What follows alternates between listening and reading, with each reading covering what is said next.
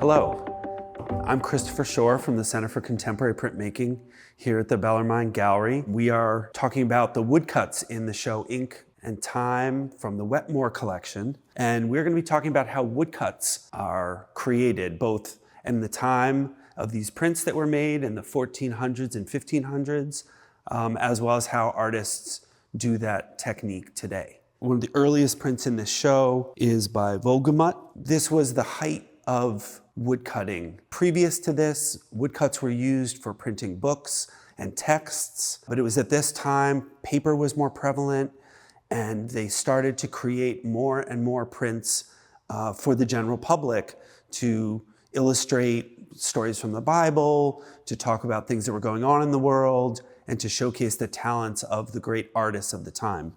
So a design like this would have been created not by necessarily the person who cut the block, but by someone who would be considered the designer. So this was most likely Wolgemut's design. It would have been drawn directly onto the woodblock itself, and then it would have been passed on to carvers that had been apprenticing since they were about 8 years old to learn to cut the design out of the wood, almost releasing it from the wood itself. The wood that was used at the time was usually a very hard wood, often made from fruit trees, cherry, pear, apple. They also used hickory and various other hardwoods. This is an example of cherry, very, very hard to work with. It meant that the block did not wear out. So these craftsmen at the time were incredibly gifted.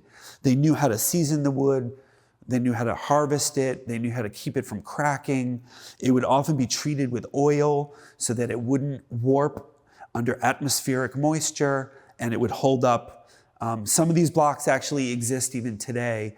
If you go to the Metropolitan Museum of Art, they have 2 incredible Durer blocks that if you make an appointment, they can actually show you. The wood that we are going to do a little bit of a demonstration with today is actually a much easier wood to work with. It's called Shina.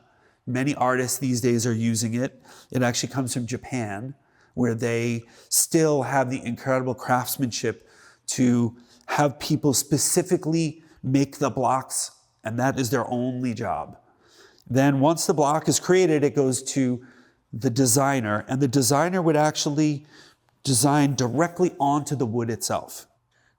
The design that is fun to work with is a hashtag, which is actually an interesting commentary on something that is very prevalent in our times, but ironically came up a lot in these old master prints. Yeah, so this image is actually bigger than what the actual print size is, but you can see the incredible detail, including all the fine lines and the cross-hatching, which is very similar to the hashtag that we're going to design. Here's an even more zoomed in to show all the intricate detail, including the cross-hatching, the parallel lines. Here's where the lines crisscross a bit. There's also some areas where you've got white marks in a dark field and dark marks in a light field. So there's a variety of tools that would have been made specifically for the woodcutters to use. Oftentimes, for very large areas, they would use a larger chisel with a mallet, but that wouldn't be good for clearing delicate areas. It's really for clearing large, vast areas. They also had various straight blades that were incredibly sharp that you could use to outline your image. Now these are what we would call Western tools. There's U-shaped gouges. There are V-shaped gouges. These are ergonomically designed to fit into the palm of the hand. Various carvers would prefer various tools based on what they were most comfortable with. But what some of the best tools for contemporary wood carvers tend to be some of the Japanese tools.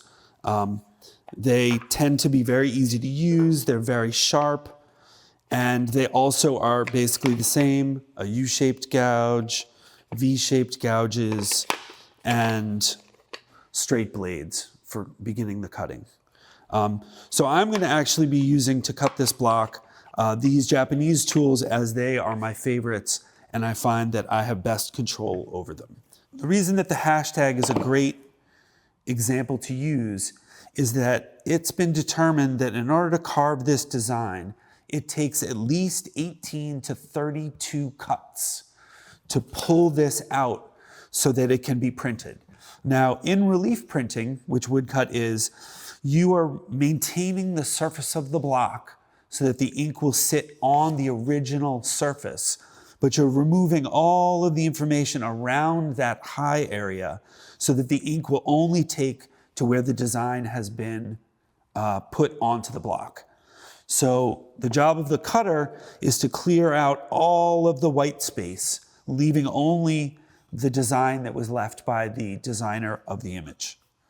So you can start by outlining with a little bit of a bevel the area that you're going to be clearing.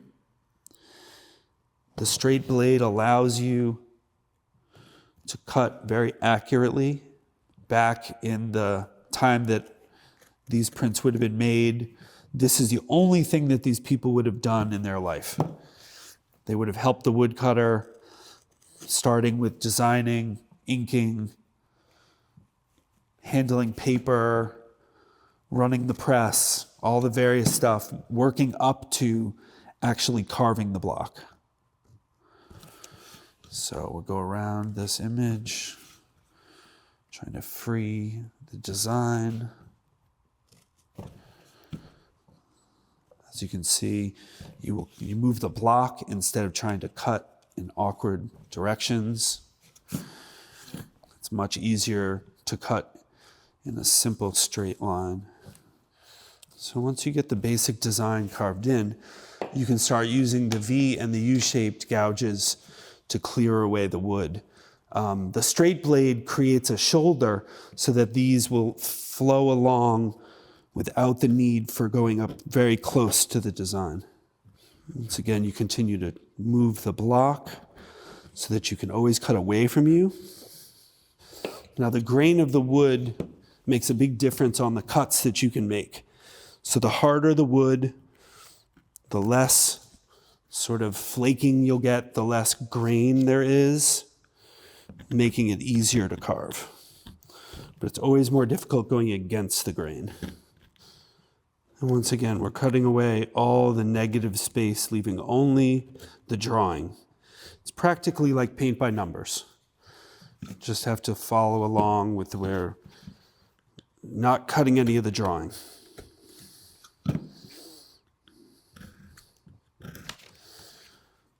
Yeah, those first cuts are essential to make the clearing cuts go much, much faster. So now most of the design is roughed out here. All that's left is the high areas where the original drawing was done. At the time that the prints in this show were made, ink would have been made by the artists and the studio itself. They would have boiled linseed oil. When it cooled, they would put pigment into it, some sort of carbonized bones or vines, something that's charred to the point where it turns into a black powder. That's then ground into the ink so that they can actually do the printing. We're lucky enough to have ink that comes in a tube, which is much easier. The other big difference here is while we will be inking with a roller, they would have used a dauber, which is basically a wooden handle. Inside it would be cotton, and then it's covered with leather and tied. And this would have been used to pick up the ink and then stamp directly onto the surface of the block. In most of the cases for the printing, the blocks would have to be carved very specifically so that the dauber would only hit the parts that needed to be inked and didn't start picking up the wood around the area that was part of the image. We are very lucky that we can use the roller, which makes life easier. You don't need a tremendous amount. We use a palette knife to sort of get the ink to the right consistency. This is actually a French ink.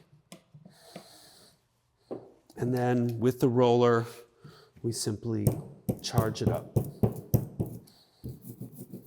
In printmaking, we always use something called the Goldilocks rule, which is you don't want to use too much, you don't want to use too little, you want to use just the right amount.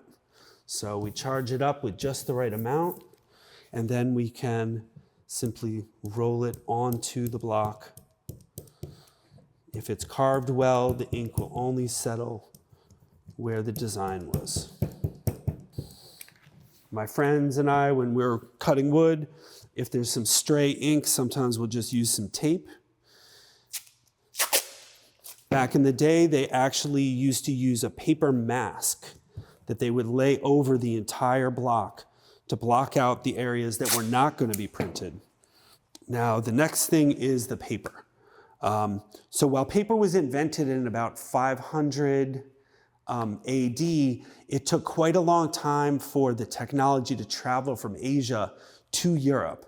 And while paper was starting to be made, it wasn't until the 1300s and 1400s that it was produced in enough volume that it made sense to start printing on paper for books and everything. Previous to that, people would have used parchment, which would have been some sort of animal hide or skin.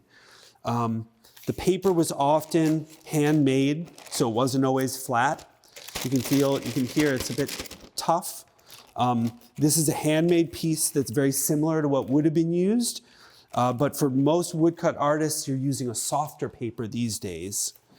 There is harder papers that have very smooth texture, and then there is a very fine paper. This one actually has laid lines in it, which was very typical. The lines come from the way it's manufactured, using a mold and a decal to scoop up the pulp, and they would have had lines to allow the water to drain away from the pulp, leaving the paper, which is then pressed and dried, and then it's given to the artists. So what I'm going to do is take a small piece of tape the paper down a little so I can not worry about it moving on me. Then we can lay it down. Now, back in the day, they would have had wooden presses made, specifically with a screw at the top, and as you turn the screw, the press comes down, pressing the paper into the block. Now, we don't have a press like that we can bring into the gallery, so we will be using a manual printing. There are various things. Oftentimes, people will use the back of a spoon, a metal spoon. This is a great tool. It's actually made 2 wooden doorknobs screwed together. This works incredibly well. And then some people will even print with a piece of something smooth. This is actually a bone folder. It's actually made of bone. Usually it's used to score paper, but it also can be used to print. I think for this, we'll use our great doorknob. Basically, you just apply pressure to the back of the paper. You can start to see the ink comes through the paper a little, which gives you an idea that the printing is going well. And then, since it's taped down, I can sort of peel back and take a look and see how it did. Yeah, not too bad. I can go maybe a little more pressure. And voila, there we go. Beautiful little hashtag.